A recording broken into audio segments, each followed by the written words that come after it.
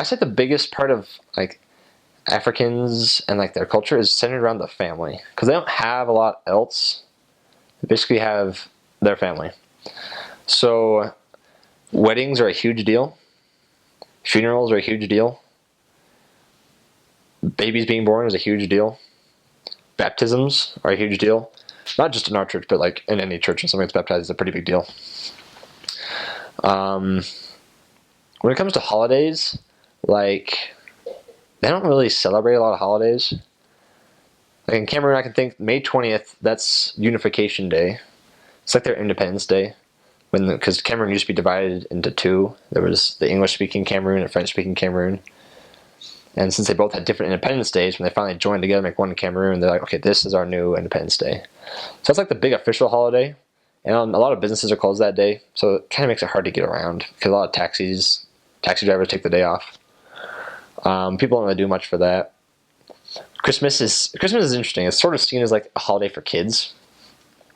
So in both Cameroon and in Congo, so like they'll get their kids stuff, but they don't really get themselves any gifts.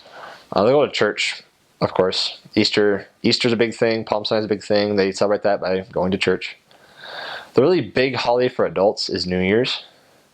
And it's actually kind of bad because it goes for like 3 days. So it's like before New Year's and like New Year's and like after New Year's it keeps going. And since a lot of people drink alcohol in both places, a lot of people just go out drinking for like 3 days, and it makes it really hard to see people. So that's like the adult holiday. Christmas is for kids, like a week later is New Year's. That's the holiday for adults. Birthdays, just sort of insignificant, just whatever. So holidays aren't too important, but those like big life events in someone's life and their family, those are what's important. Which is interesting because it sort of makes it more personal. I kind of like that. I'd say they're pretty hard to offend, generally speaking.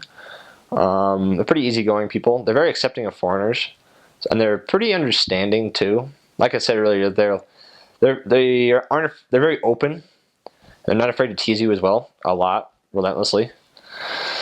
So this is kind of like just having a bunch of older brothers and sisters. But if like you gain weight, like there's a point where I gained some weight because this one other kept making brownies all the time, so I kept eating them. So I went to church and I was like, "Wow, you're getting fat."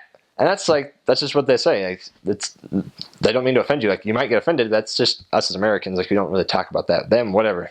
That's fair game. Or age. You can say that person's getting old. You're getting old there.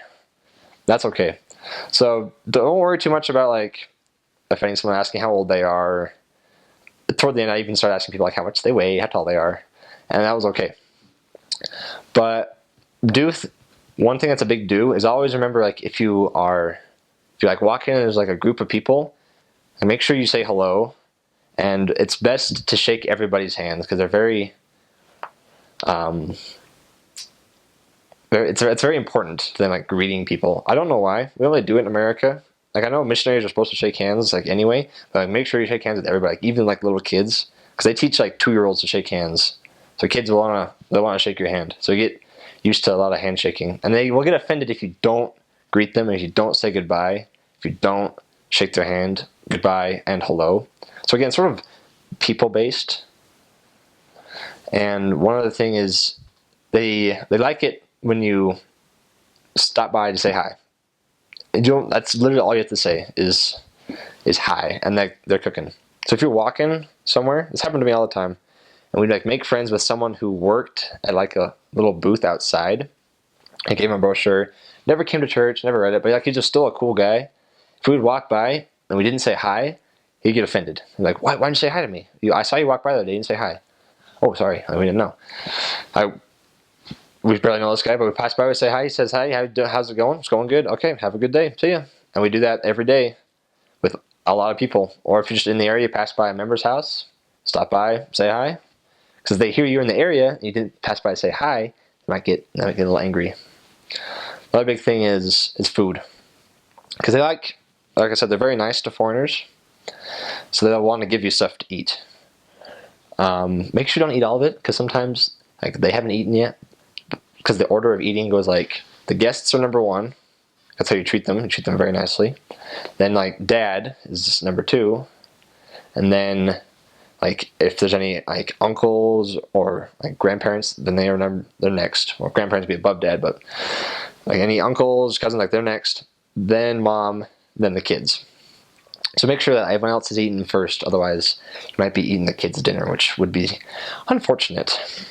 But also, don't say no. If like you want something to eat, don't say no, because then they'll get offended because they think like, oh, you're American, like you can't handle our food. Like you only want your food, your white people food. That's what they call it.